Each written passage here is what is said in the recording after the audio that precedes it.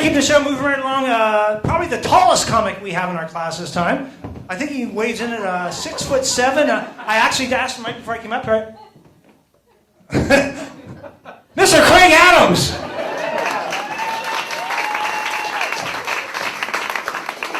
Did you see Tom's shoes? Did you see Tom's shoes? Tom, those are wonderful shoes. And yes, homo.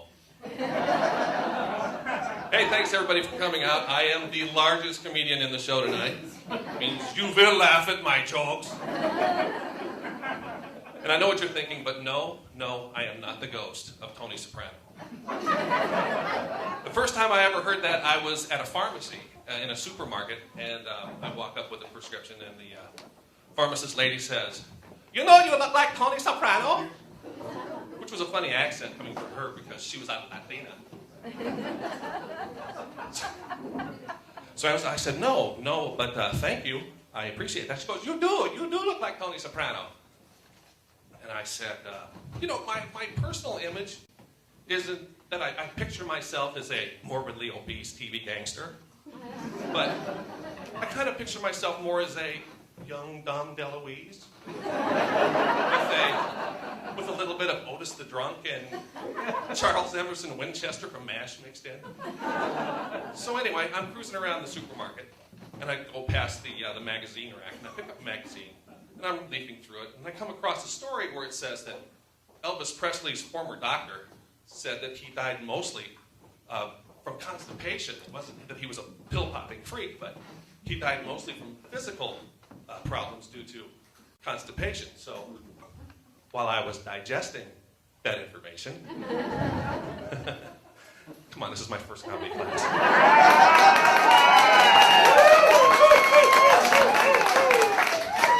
It comes over the speaker. It says, "Mr. Soprano, your prescription is ready." I said, great. So I have the funniest fucking pharmacist in the world. So I'm walking across the store, and I notice people are watching me as I'm walking past with these quizzical look on their faces. And I cut down an aisle, and there's these two elderly ladies standing around a shopping cart, and they say, "No, he does look like Tony Soprano." And I stopped, and I said, "No, ma'am, I don't. I'm much taller and much better looking." So I go home, and I tell my wife this. Now, there's 3 things you don't start a conversation with your wife. The first one is your appearance. The second one is how much money you spent. And the third one is how much money you spent drinking. So you don't walk up to your wife and say, "You won't believe it, I got so loaded off only $200. That's like the golden trifecta of starting shit with your wife. So she says, "Well, you could stand to lose a little bit of weight." Great. Well, this is exactly where I wanted this conversation to go. And she said, "I'm thinking about starting this Beachbody cleanse program, whatever." And I'm like, "Program? No, that's diet. That's one thing in my mind as an anathema is diet. I mean, I'm a guy. I mean, we need high fat, high salt, greasy food. That's how we operate. I mean, women have a sweet tooth. We men, we have a high fat, high salt, alcohol liver." So I'm walking around for a couple of weeks, and I'm thinking about it, and she's buying these programs for herself, and she says, "You don't have to do it if you don't want to, but I'm going to do it." So then one day, all of a sudden, James Gandolfini just drops dead. Boom, just like that. Something, boom, maybe I better get on a program. People say I look like Tony Soprano, and the motherfucker drops dead. Maybe I better do that. So one Saturday, I'm just sitting there in the kitchen, and it just blurts out. It just comes out of nowhere. It just, "I'll do it with you." Immediately, my brain goes, "What? What did you just say?" 1 second after I blurt this out, my body starts to mutiny. I start thinking of barbecued ribs and beer, and every TV commercial that I watch has to do with fried food and alcohol. But I decided, I gotta do it. It's only 3 weeks, 1 day at a time, 1 meal at a time. Right? Easy. After 4 days, I wanted to cut off my foot and barbecue it. I couldn't stand it. job where I go out and I drive around, and well, I work, but I have to drive there and back. But this voice pops up in my head that says, "Hey, you know what? If you just get some money out of the bank and go get a cheeseburger and some fries, and on your drive home, you get home, you eat a salad, and nobody knows the difference." And then this other voice pops up in my other head, which sounds remarkably like my mother. And it says, "You made a commitment.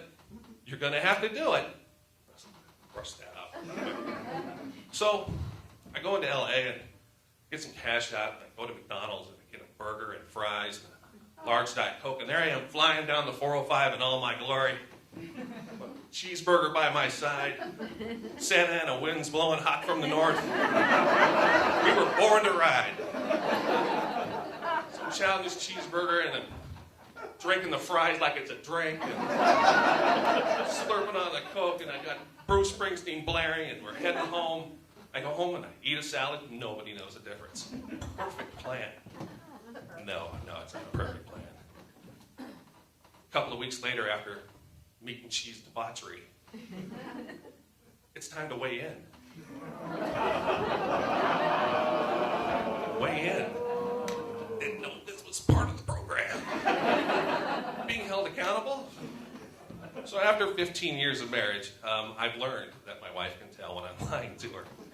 So I actually tell the truth when I weigh in. I gain 4 pounds. She shakes her head and she says, "Well, now you have to post it on the Facebook Beachbody whatever thread."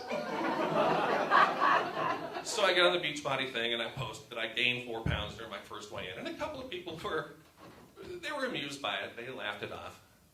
Another guy asked me if I was Tony Soprano. I said, "No, I'm not fucking Tony Soprano."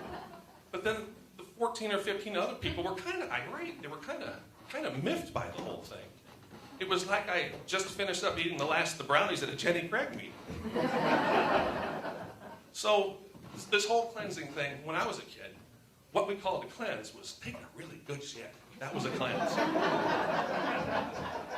So I go over to my neighbor's, he's 92 years old, and I'm talking to him about it.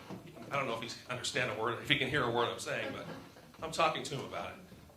And he said, "You know, after all this time," he's been married to the same woman for over 50 years.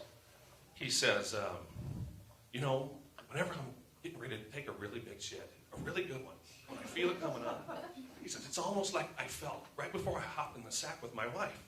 I get that excited." Because at his age, you know, having sex is kind of like shooting pool with a rope. So I talked to him about this, and what is really strange now is whenever I feel like, I never really thought about elder sex before, but now right before I go into the bathroom, I can't help but thinking of 2 old people getting it on. Thanks for listening to my shit, he said. I appreciate it.